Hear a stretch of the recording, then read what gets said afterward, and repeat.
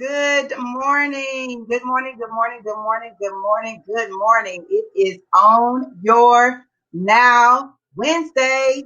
Everybody come on in because it is time for us to own our now. And I tell you, today is Relationship Wednesday, and we have an awesome guest coming towards you.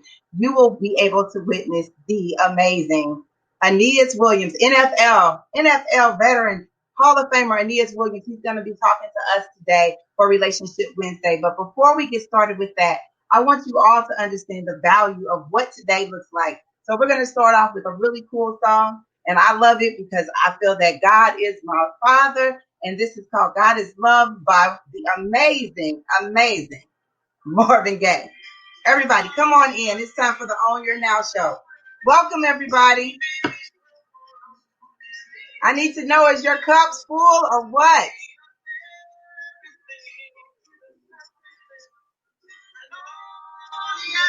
Yes. Good morning, Naylene.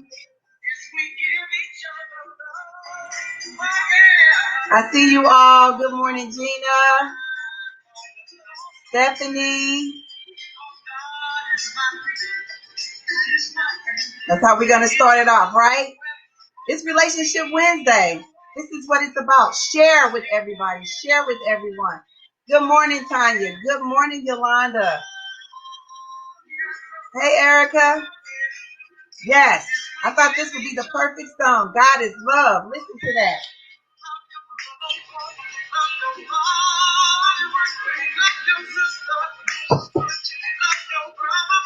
Are we doing our stretches? Do our circles.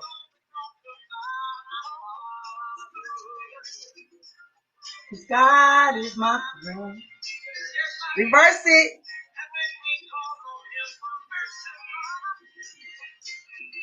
Yes. I see us coming in. Good morning, Melissa. Woo, all he asked. Yes. Good morning. Good morning. We're doing our stretches. Woo. Oh, yes. It has this little hole I can put my hands in and get my stretches going. Stretch it. Stretch it. Gina says her cup is full. Yes. Good morning, Dee Dee.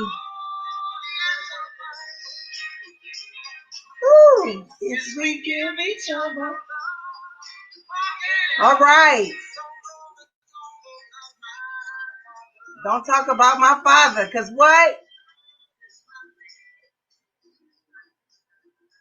Oh my gosh, God is my friend. I thought that this would be the perfect song to start off our morning because it's so important for us to tap in and understand what relationships are all about.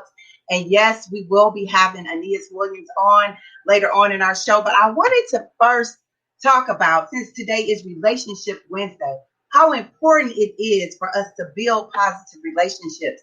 And you know, this is Father's Week, right? We've had some awesome guests, starting from Monday with Kababi Bayak and Toya White. Yesterday we had Ozzie Smith, and he talked about love. And so I thought, you know, this is the middle of the week. This is what Relationship Wednesday is all about.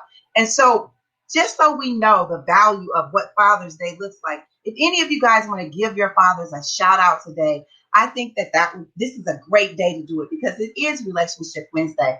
You know, I think about what it means to have a father. You know, I was blessed. My father was a teen dad. And so being a teen dad is a struggle within itself, but he allowed me to understand the value of breaking cycles and how important it is for us to know that we have value and we have worth.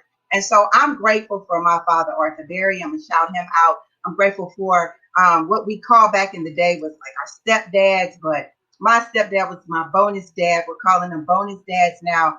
Armusa Zudiaman, he's passed away, but he showed me what it meant to be a young lady and how to not allow anyone to define me. And I really appreciate the conversations we had. And then, of course, I have to give a shout out to my husband, who is an amazing father, Nathaniel McGee. You know, the fact that we have a blended family, he has been able to show me what family looks like. I was raised in a single family home, and he was raised with his mother and father. Shout out to his dad, my father-in-law, Grandpa Barkland, and of course, and my bonus grandpa, Odell. All of these different people in our lives have really made an impact. And I love the fact that we have to be able to tell them this today before they're gone. You know, that's important that we're able to share that with them.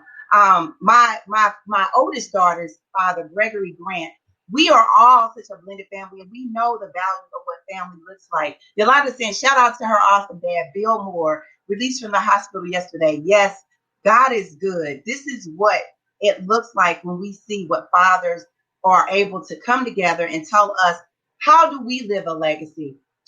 Even tomorrow, we'll have my son-in-law, and I call him son-in-love, Alani Benson. He's a police officer. He's the father of my grandson. I love him, and I love how he walks this walk, and he shows us what that looks like. And so we'll talk to him a little bit more tomorrow, as well as Sylvester Chisholm, who's the father, and Michael M. Dub Whitley will be in the house. He's going to give you guys the 5 fives on Friday. A father as well. It's something about being a girl daughter and understanding the value. I'm seeing Cheryl Walker saying, even though he's no longer physically here, I still honor what he instilled in me, a strong ethic, how to manage money, stay connected to the church, and consistency. These are the tools that our children need. It's important that we have these role models in our life. And it's unfortunate that a lot of times the world doesn't see what we see when we see the things that they have to do to balance things. You know, I'm just sitting here sipping and thinking about my husband's role. He's so essential in the workplace, but when he comes into the house, the things that he has to manage and he's never missed my son's games. He goes to breakfast with my daughters. They get their nails and toes done. We get the pedicures and the manis and all of these things that you don't see out in the world when you witness what it means to be a dad and to be able to say, you know what, we appreciate you. We really do appreciate you. Nadine says, shout out to my husband, our son, my brothers. Happy Father's Day. This is what it looks like when we're able to say this. They deserve it every day of the week. I'm glad that we're able to put a spotlight on it this week. And that was something I talked about yesterday on Fox 2. They were like, well, why Father's Week? Is it next week? No, we want to do it before Father's Day. And they always say they don't really get the great gifts. And, you know, a lot of times my husband does not like to go out. He wants us to cook. And I understand that. But I think it's important for us to tell them we appreciate them every day. If you know about the love languages, everybody's love language is different. So some dads, it's acts of service. Some is gifts, physical touch, quality time. But I think most important, we have to learn to use our words and really truly say, I love you, I appreciate you, and I see you. And so this says a lot about who we are as a community.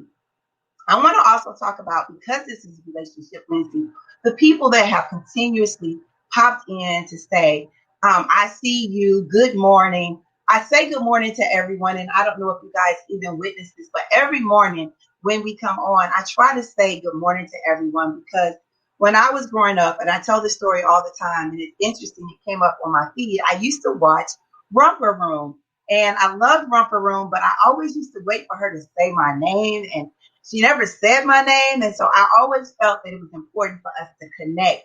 Today is one of those days.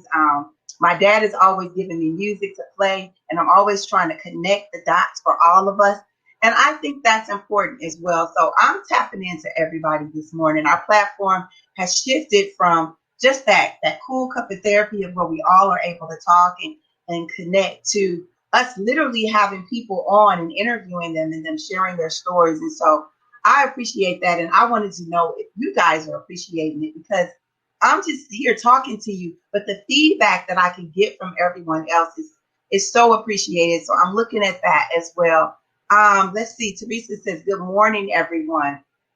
Good morning, Teresa. This show has really allowed us every morning in a time when people are alone and not being able to witness what it looks like to go out into the community, that we're able to use this space to connect.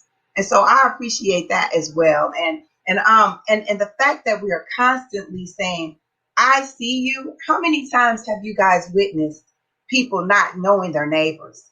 And when we're talking about Relationship Wednesday, I often say, I know my neighbors. I've been in my community for now probably over 20 years. So I know my neighbors, but there was a time when I didn't know my neighbors. Maybe we knew the neighbor's dog or we knew the neighbor's car, but we didn't really know our neighbors.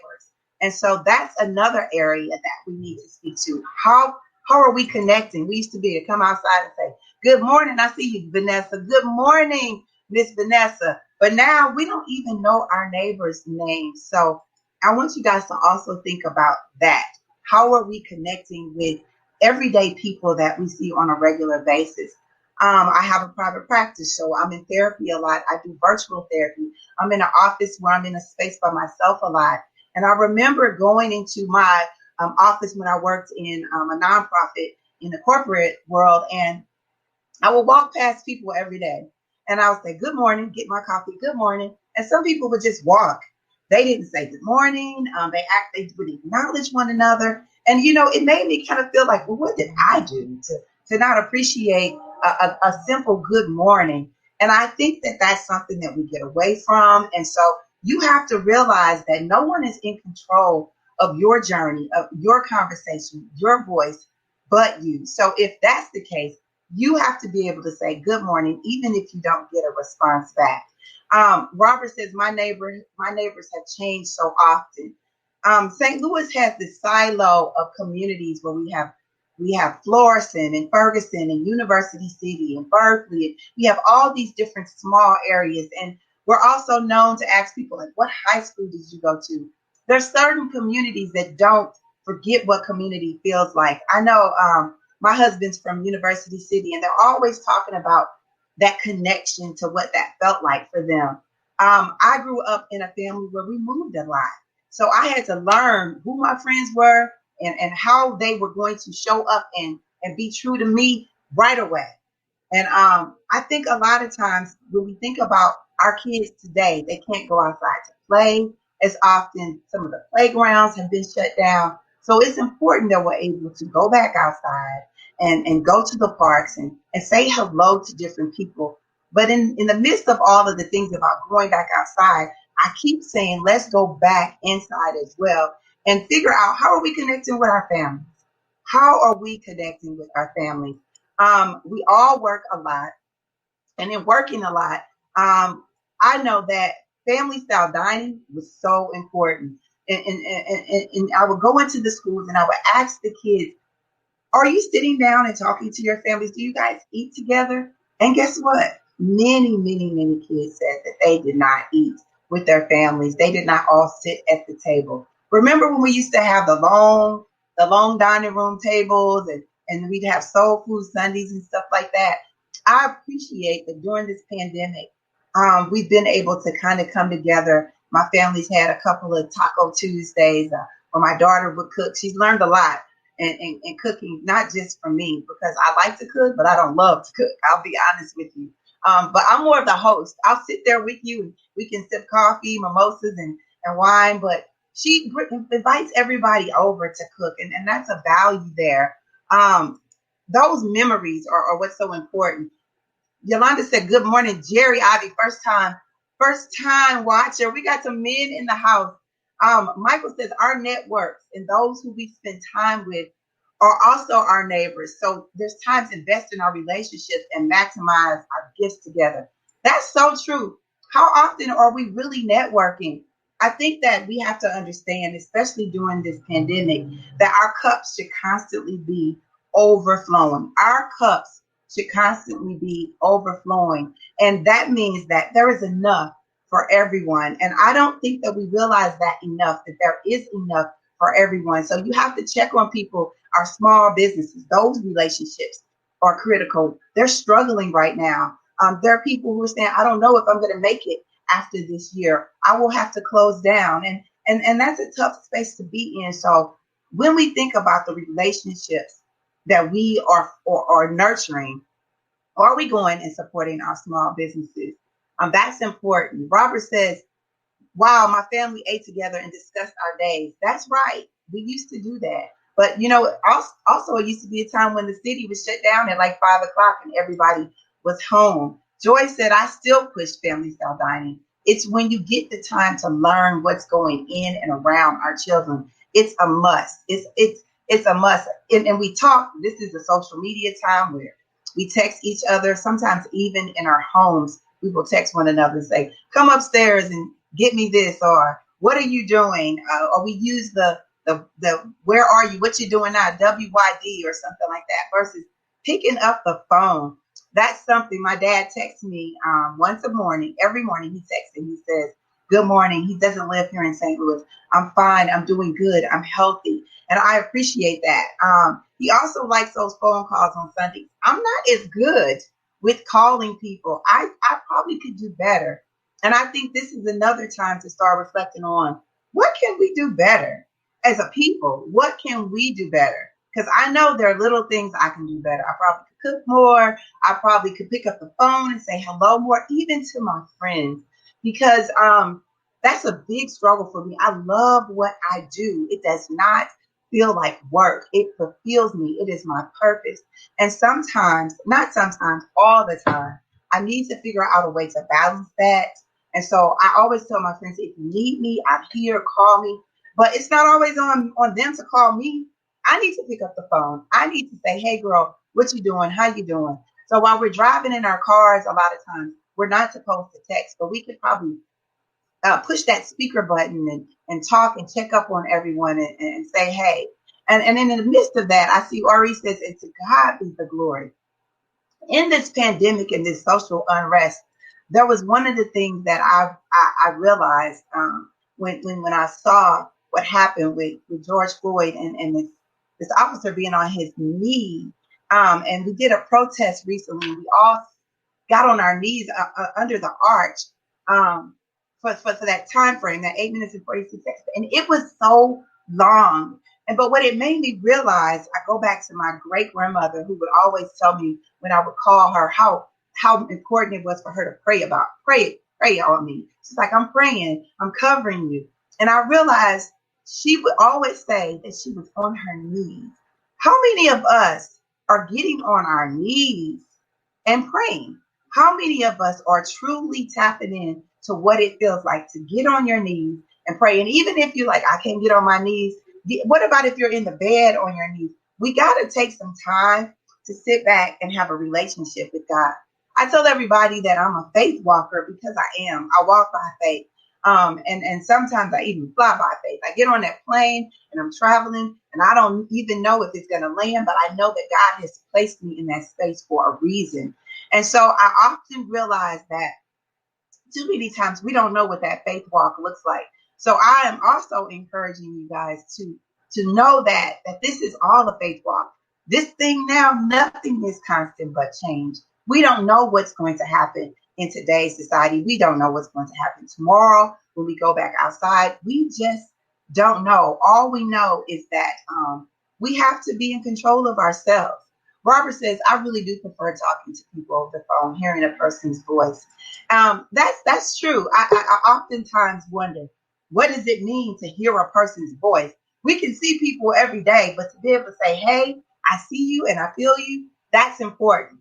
So I just wanted to tap in and tell you guys what this looks like for us to be in a space where we're able to see each other, feel each other, and talk to each other, and know that faith walk is real. So guess what? I just let you all know a little bit about what this faith walk looked like for me today. But now it's time for you guys to hear from who is our guest today, our special guest, the NFL Hall of Famer. He is the pastor of the Spirit Church. He is a husband. And not only is he a husband, he's also an amazing father. Pastor Aeneas Williams, how are you? I'm doing fantastic. Thanks for having me on, Tracie. My wife has have prepped me, and I am ready to be on with you. Thank you for the work that you're doing and the gracious words that you're speaking to my wife's heart as well. Look, let me tell you, your wife is a cheerleader. She's always talking about divine intervention. If you guys don't know, this is a team. This is not just like they were probably a football team long time ago, but to be a pastor and a community leader and a father. When I asked her, I was like, I really would love for him to come on and talk about being a father. And I was like, I can't go into his prayer time. And he's so consistent, everybody. So even though we started at 8:30, I knew he was in the midst of prayer. So I had that faith walk of knowing that even if he tapped in or out, that he was going to be here. So I know your schedule is busy, but I want to talk to you about this role of being a pastor in a community right now where we really do need peace. I don't know what's in your cup. You've probably been out walking and talking and praying this morning, but the last time that I heard your message, and everybody needs to know, the Spirit Church is global. You can get it online as well, 9 and 11, but talk to us about the peace we need right now. Well, I have my water. I see you have your coffee, and it's an honor. Actually, I just finished running up the hill here. So I just finished my physical workout. But as it relates to the community and leadership, whether it's a church, whether it's a home, being a father, it really goes back to number one is a leader. I was a captain. Every team just about I've been on in the National Football League, I was a captain. And I wasn't a captain because I was the most vocal, but captains are people who understand true leadership is influence. So the way I lead the church, the way I lead my house, it is by being out front and doing those things that I hope that those who are watching me are able to follow my steps and do them. So the biggest thing is to know, Tracie, that leadership is influence. And then because I was influenced by Jesus Christ, he now has empowered me to be able to influence other people. And it's interesting that you say that. I know that you started your ministry years and years ago, and you started it in your basement, but the fact that it's continued to grow with purpose. A lot of times, I started my nonprofit in my basement, and people ask me, what does purpose sound like? And I'm like, it doesn't, when you hear from God, it's not like God said this is what we should do. What does that sound like for you in being still in the moment? Well, one is to understand just the word that you have on your shirt says it all. And it's really understanding that a true faith is the ability to hear God's voice on the inside of you. And that's long before you ever give your life to Jesus Christ. God is always speaking because he's put purpose in our hearts. So when you were given in your heart, nothing audible probably, you felt a desire or passion to do something. And because you begin to take steps to do it, now it's come to fruition. That's why faith has always been belief, what I believe. In other words, you believe something, Yes. and then by your actions, you confirm what you believe, and those married together produce the outcome that God has for each of our lives. That's Yes. for the Christian and those that don't know Jesus at all, because he's a faith God, meaning speaks in the invisible realm. And this is the thing I would say for everybody, Tracie. I always wanted to know how God spoke to people. I grew up in church with my two older brothers in New Orleans, and I would hear people say God spoke to him. I'm standing next to him. I didn't hear anything, right? So my whole time going to church, I never given my life to Christ. I thought church was religion and it wasn't relevant to everyday life.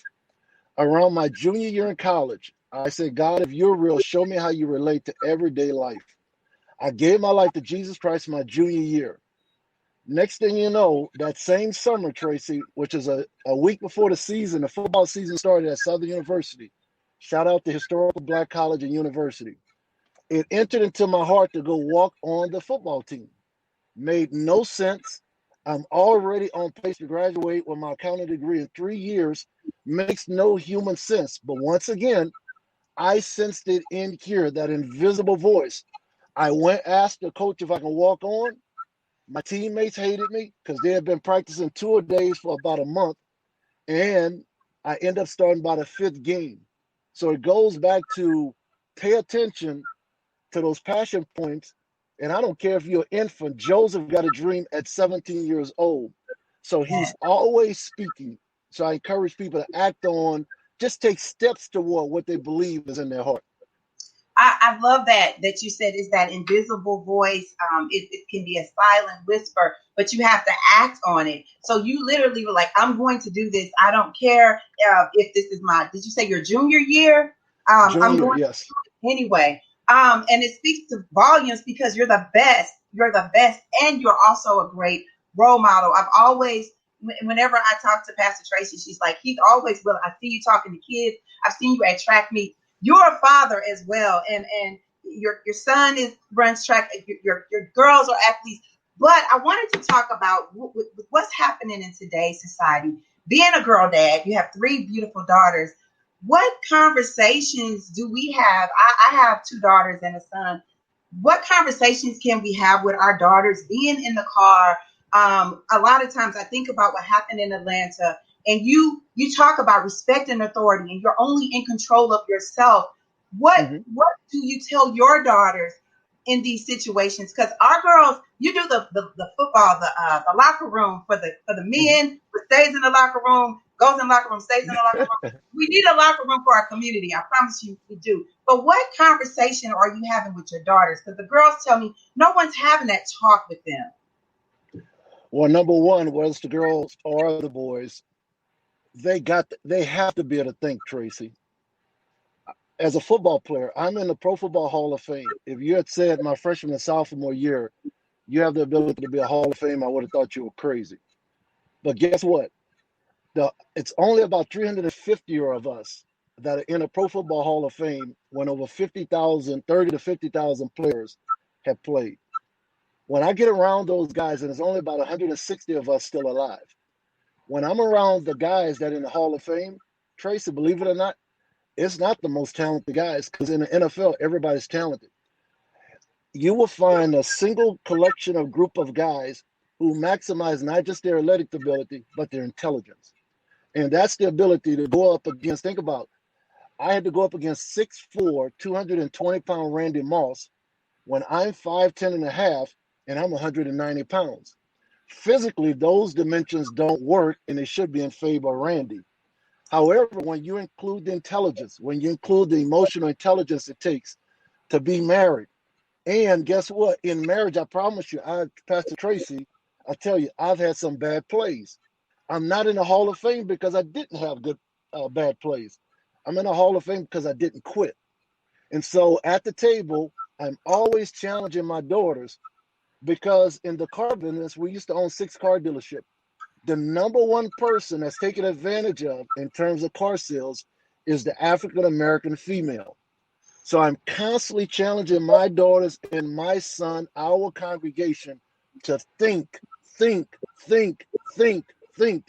Our God was introduced in John chapter 1. In the beginning was the Word. That word logos means infinite intelligence. Our God is not just powerful, but highly intelligent to come up with the wisest way to move different forces, different ethnicities, different social economic background. It takes wisdom and thinking to solve that. Yes. I love that you say that. My son is also a quarterback, and he has to, you guys are you're so smart, and you have to let it go and start over again every single play, and just put that in the past and move forward. And I saw a ministry that you had another guy on, a player on a couple of weeks ago, and he was talking about peace. I want to say his last name was Green. I'm not sure, but you were saying that I think he's like 5'8" or 5'9" and something. But the fact that you're a thinker, emotional intelligence, all of these play a role, and I think that also makes so much sense, because anytime that you're in a position where you have to constantly watch what everybody else is doing, you have to decide, am I going to be a leader or a follower, and take charge in that space. So I appreciate that. You also, one of the things that Tracie said when I was asking her again, can you be on the show, is that prayer time is important for your family. You pray together every single morning. I really think we talked before you got on about family style dining and how important prayer time is for your family. How important, what can we tell our community that we can do today to stay with that? And as you're talking about that, I also want people to drop their affirmations, because they do affirmations every day. How important is that prayer time for our families right now? Well, one, it's the time for the meal. And one of the things in our country we've gotten away from all the way back to our roots is typically a number of families many, many years ago, at least dinner was always centered around the family. And it's almost been like a divine halt to everything, right? Restaurants closed, movies closed, and they took the sacred cow from the United States of sports. So now it's literally forced people to stay inside. But while staying inside, we just decided to, hey, let's get the family together. Let's meet, let's talk. And I promise you, these haven't always been just good kumbaya Right. dinners. We've had some critical things that come out where I've been crying at the table, my children have been crying, but man, it has been so gratifying and so good. It's not good and it's not fun when the truth from a person's perspective is being shared, but around that meal, at least they're able to get it out where we can now make the adjustments. And so that time with family is huge, so huge, Tracie. Even in the Old Testament, when the Jews, they had to present a burnt offering, which was completely burned up, and then they had to present another offering called a peace offering. Part of the peace offering was sacrificed, but the other part was shared and eaten together. Even the Passover, they killed the lamb, put the blood on the doorpost, but then they end up eating a meal together of the lamb. So once again, that's what meals are designed for. It's literally that we're no longer enemies, but we're having a peaceful meal together. Love it. Love it. I love it because I guess that's where we get it. That's why it's called soul food, right? Because Exactly. it's so fulfilling to us and it allows us all to be able to share. Well, I have one more final message to share with you. What is your affirmation word of the day? If you could My tell us. my affirmational word is intention. Intentional. Intention. Intentional. Okay. Yes. I see everybody popping up. I have a word for today for you. And this is intentional as well. I want to bring one of your daughters onto the screen. Good morning, Tears. His word was intentional. Tell us a little bit about your dad that we don't know and how intentional this walk has been for you guys. Because you're a beautiful woman and we know why. You come from a beautiful family. Thank you. I would just say that my dad is truly an incredible person. Just whenever he walks into a room, it's like his presence is known and he doesn't even have to say anything. I would say his ability to lead outside the home is incredible as well as in the home. And just to have a strong father figure like that in my life is already sometimes rare, especially in this day and age. So even though we go through our ups and downs, especially as I'm becoming an adult, I can say I truly appreciate the wisdom and just all the wisdom he's constantly sharing with us. Even listening to him now, just talking about how he always encourages us to think. And when I just think of all the different things I've been going through and have been through, if I would have just listened to that wisdom of just thinking through it. So I would say that's what I would say about my dad. He's just incredible on and off in life, like just incredible. Incredible. I love it. I love it. Well, Pastor Aeneas, what can you say? You have beautiful children. They realize the value of seeing you inside and outside of the home, being able to build what that looks like. You have a beautiful wife who is all about cheering on what it means to be God fulfilled. And I appreciate her. I appreciate all that you guys have offered to our community. I know it's hard to be a pastor, NFL Hall of Famer, and be a father and a husband, all in like that's a huge task. But the biggest piece to it is the fact that your kids really do appreciate everything that you do, and so that's beautiful. You know, Tracie, I wasn't able to hear everything that Tirza said, but I would say this in closing. Gil Bird, one of my mentors as a cornerback in the league, we interviewed him at the men's locker room this past first Monday of this month of June, and he said every man, and I would say every woman, needs at least three people in their lives: a Paul, somebody that's pouring into their lives; a Timothy, somebody whose life you're pouring into; and the third one is a Barnabas, and the Barnabas names mean encouragement. I am so fortunate because my encouragement on my Barnabas is my wife Tracie, who's the great exhorter and the great encourager. And I have phenomenal children. And I don't have phenomenal children because everything goes well. They're very resilient. They're able to put up with a lot of the probably unnecessary, stringent things that dad does, even when I'm hypocritical. So it's been amazing. We're not perfect by any imagination. I want to say to everyone that's listening, Tracy, first of all, thanks for having me. Keep up the great work. Tell Nate, let's go, let's dominate. Tell your husband, everybody we said hello. And it's been an honor. Thank you for being a friend to my wife, Tracy, and our family. Thank you. Thank you. And Tirza, I want to thank you as well for coming on. I know Tirza is always up praying and putting notes on the doors. I know how she inspires you as well. Your whole entire family inspires our community. The fact that you guys, even during the pandemic, you got out, you did the food drives.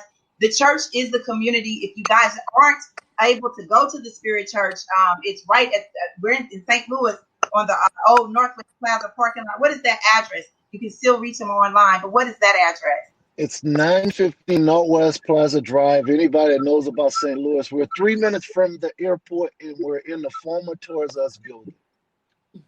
Great. Thank you. Thank you, Tirza. Thank you, Pastor Aeneas. And this has been an awesome experience, and I appreciate you both. I appreciate you and Pastor Tracy. Tell her I said hello.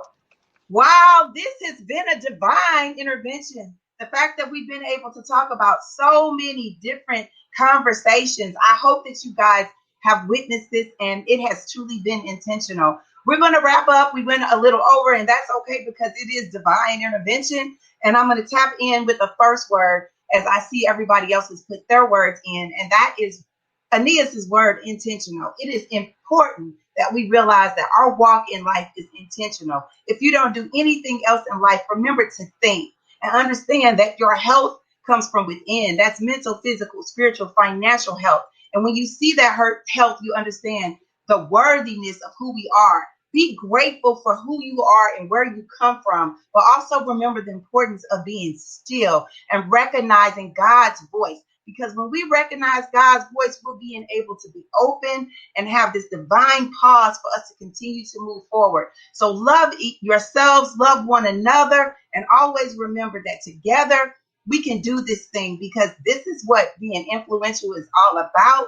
It's about you knowing who you are, where you come from, and how important it is for you to think through this. So keep sipping, owning your now. Tomorrow we have Alani Benson, Officer Alani Benson, and Sylvester Chisholm, motivational speaker. They're going to tap into you because it is Tell Me Something Good Thursday. Stay courageous and understand the value of what this looks like as we keep sipping on the Own Your Now show.